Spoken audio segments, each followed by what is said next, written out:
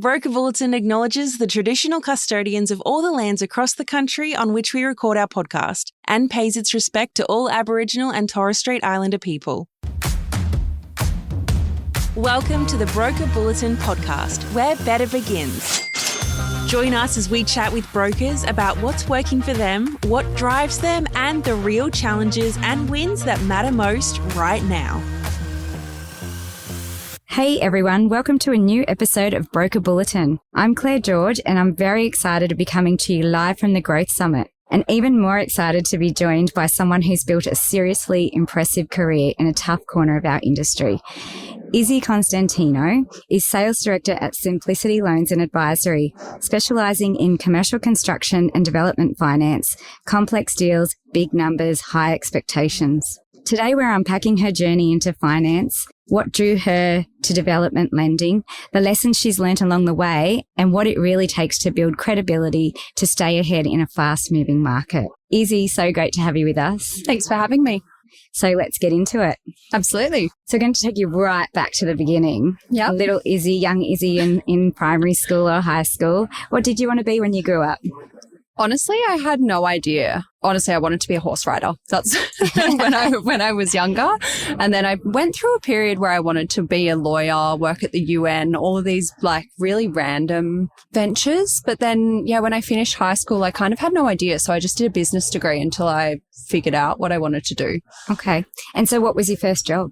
Well, my first job was working at a pizza shop. Yeah. But my first corporate job, I was a receptionist at Bell Property.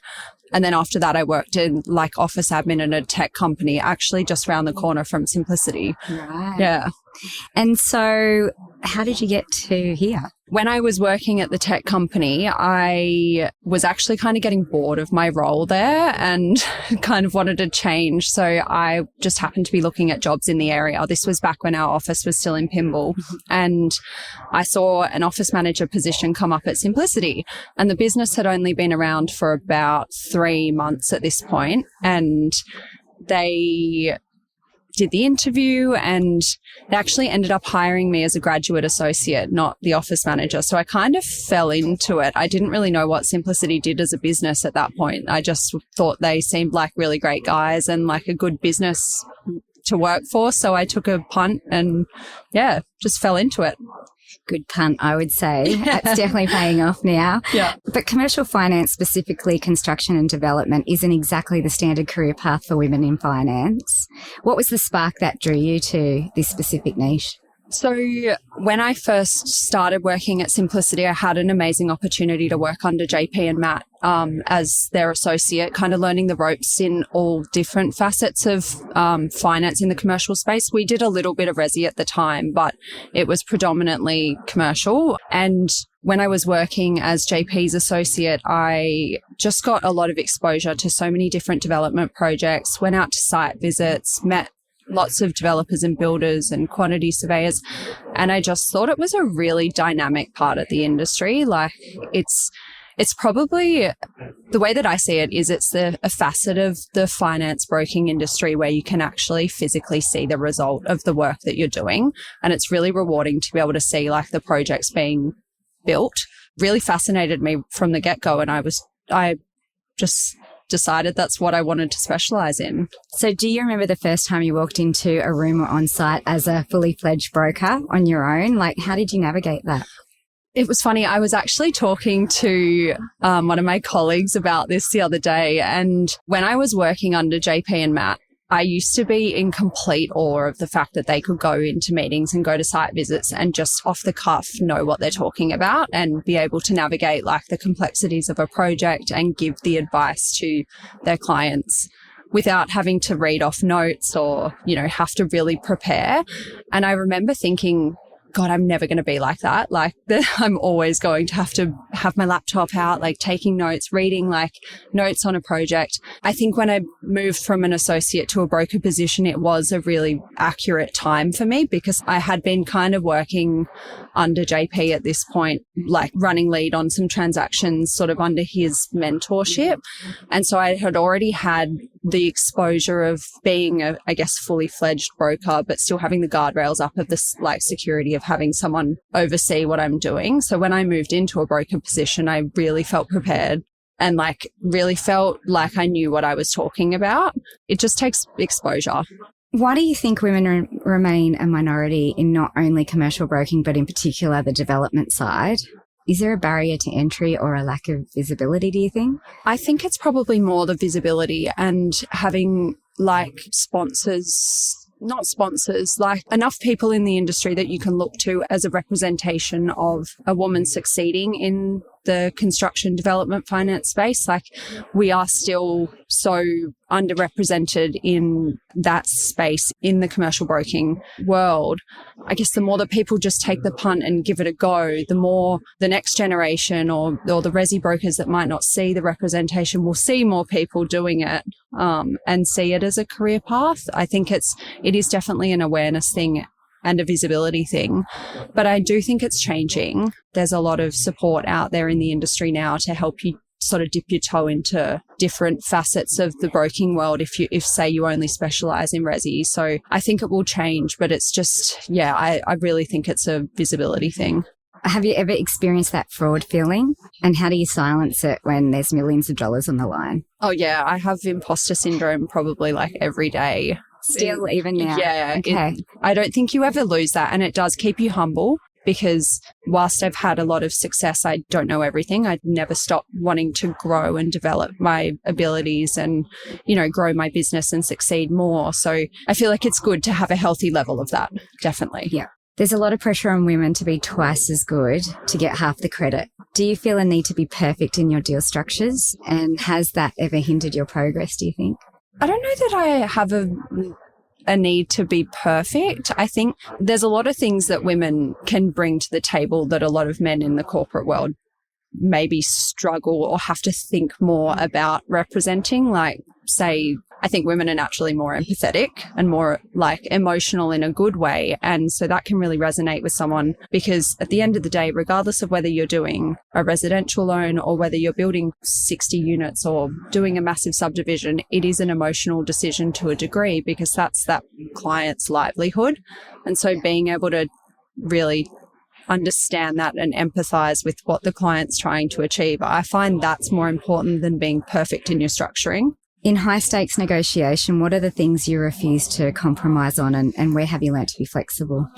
Ooh, what do I refuse to compromise on? This is hard for me to control, but one thing that I think is just so important is transparency of information between a client and their broker. Like at the end of the day, we're your advisor and we need to know the full story to be able to accurately represent things and accurately guide you to the right solution depending on what your story is, what your hurdles might be, not every story is perfect and there might be some hairs on a deal. We need to know them to be able to correctly navigate that. So I think transparency is probably something that I see as a non-negotiable from my clients. And then I think compliance is definitely very important and I don't think it's talked about enough in the commercial space. I've been through a few scenarios that have been very difficult to navigate and it just has really brought home the importance of, doesn't matter whether we're bound by best interest duty or like bound by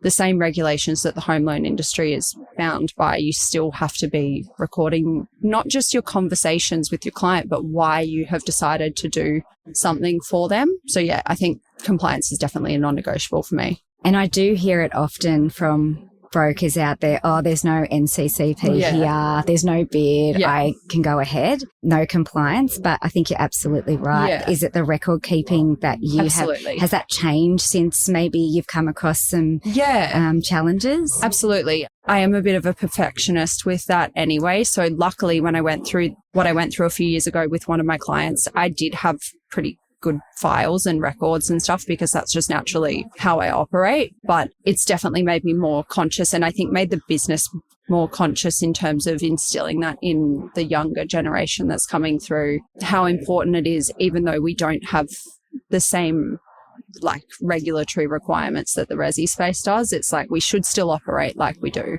And I know that was a pretty tough time for you. I know we had conversations afterwards. What sort of got you through? Because I know at one point you were probably feeling pretty low about it. Yeah, I think having really good, not just mentors, but really good sponsors and people in my corner backing me. Everyone internally at Simplicity, for instance, like they're always amazing day in, day out with their support, but also the people in like external to just Simplicity, like everyone at Low Market, you were an amazing support, for instance. Just having people in your corner just to let you know that just because you go through something that's difficult doesn't mean you're not on the right path. And if in hindsight, maybe if I had have known when I was an associate that would have been something that I would go through, I might have made a decision to not go through it. But it's one blip in an incredible career that I've had to date. So it would be a shame if I had have let that one incident change the course of my career. Absolutely. And yes, I'm thankful that you continued on. So changing gears a little bit here, like the industry moves fast with interest rates, policy changes, government decisions. How do you stay ahead of the curve? How do you keep learning? There's so much noise, honestly.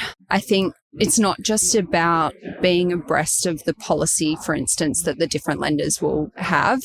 It's more about what they're willing to do in terms of, I think it's more important almost looking at, what are the deals that they're actually settling? What are they approving and what are they settling? Not just what their policy is, because that's how, the brokerages that have the stronger relationships with the lenders, for instance, there's an ability to get deals that are approved outside of policy. And we're very, very fortunate with the amount of volume that we write that we do have very good relationships. Whilst we might get a lot of noise in terms of here's an update on policy, here's an update on pricing or whatnot, it's actually, hey guys, what are you doing that you're seeing wins with your lenders? Like, what are some things that might not be written down and obvious? So I think probably looking at the deals that they're actually doing as opposed to just the policies is definitely a way to stay up to date with sort of where things are going. Yeah.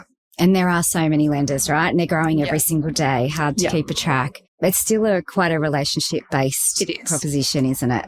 Obviously, you have to do what's best for the client. That's not always the cheapest, obviously. It's the way they structure it. And also, there might be 10 new lenders a week. It doesn't mean it's 10 new that we need to have, we need to necessarily be writing business with day in and day out. Obviously, we need to be across all the options available to our clients. But just because there's sort of a new shiny lender out there, it doesn't mean it's the right option for our clients. And I guess it's just working out, there's a lot of the same out there, right? So you just want to look at, the lenders that are doing something a little bit different, maybe a few different niches that you might need depending on your client's needs. There are a lot of the sort of same lenders out there, but the experience that our client's going to get is going to be ultimately better with the ones that we've got the deeper relationships with, because we have the ability to help manage process post-settlement, for instance, and manage any hurdles that might come up throughout either the approval process or during the life of the loan. It's a lot easier when you've got good relationships to do that rather than picking someone you might not have a contact sort of closer to credit or closer to someone important who can help you get out of a situation. Yeah. What can brokers do, and maybe more specifically female brokers, do differently to claim their space in commercial and the construction development side? Give it a go. I know it sounds ridiculous, but just have some exposure to it in any capacity, whether that's going to networking events or aggregator supported events, for instance, that help you just broaden your knowledge in that space. It's the first step, to know if it's something that you're interested in, because just because there's an opportunity, say, for women to go into development and commercial and construction and whatnot, you might not enjoy it. So just dipping your toe in and figuring out if you actually enjoy it, if you want to do it, the more exposure you have, the more knowledge you'll retain, and it'll just sort of grow from there. And I guess Simplicity have done it so well with the marketplace offering that it's it's a referral hub piece where lots of brokers in the industry can come.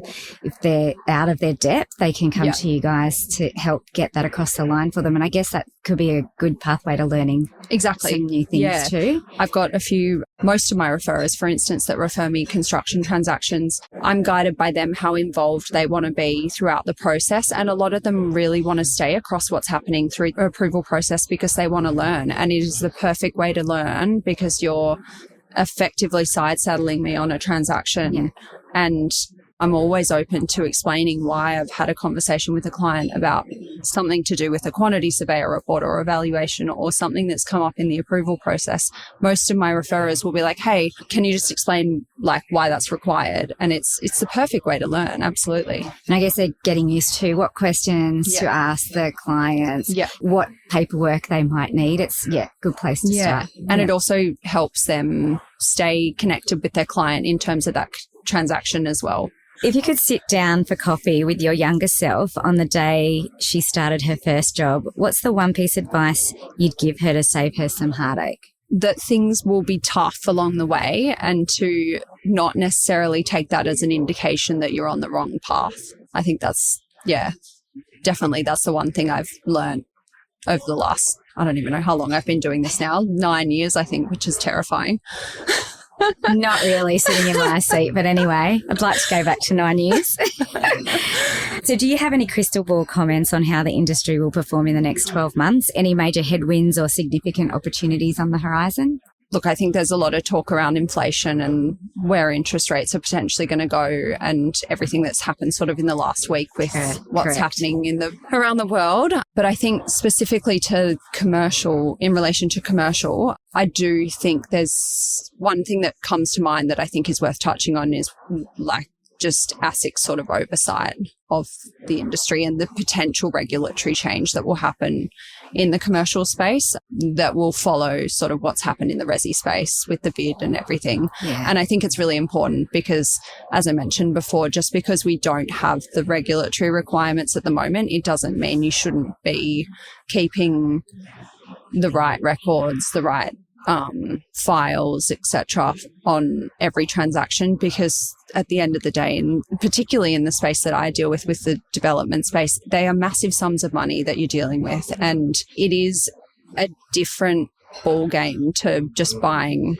a house or just like, the construction space is so convoluted in that way. There's always going to be something that comes up, and I think ASIC are definitely going to crack down on the commercial space in terms of just making sure brokers are able to explain why they're doing things the way they're doing. So I think, that's probably one thing I see as a forecast for the next 12 months. So what do you want your legacy to look like in 10 years from now? I would love to be like, I don't know how to word this, like someone that, like what I spoke about before, about there not being the visibility and awareness of women in this space. I want to be an example of that. So I want like the next generation of women, or just young, like the younger generation in general, to look at the industry and see me as an example of someone that's succeeded and someone that they would want to sort of mimic the career path of. That's, Beautiful. Well said. So I've got 3 quick fire questions here. You ready? Podcast or playlist on your way to a development site? I would love to sit here and say I listen to something that's like a really intellectual podcast, but I have so many phone calls like with work anyway that there's a podcast that I listen to that's called Happy Hour, and it's these 2 mid-30-year-old girls up in Queensland that they run a fashion label. So it's completely different to what I do, but they're like similar to me in the sense that they're trying to navigate like their 30s and building a successful business. And it resonates with you. It resonates with me a lot. And it's probably a bit of light. Yeah, totally. They cover everything, and it's very funny and like lighthearted. Nice. I'll write that one down for sure. High heels or work boots for a site walkthrough? Oh, I don't know. Probably neither. I'd probably wear some form of slides in summer, to be honest. Love it, yes.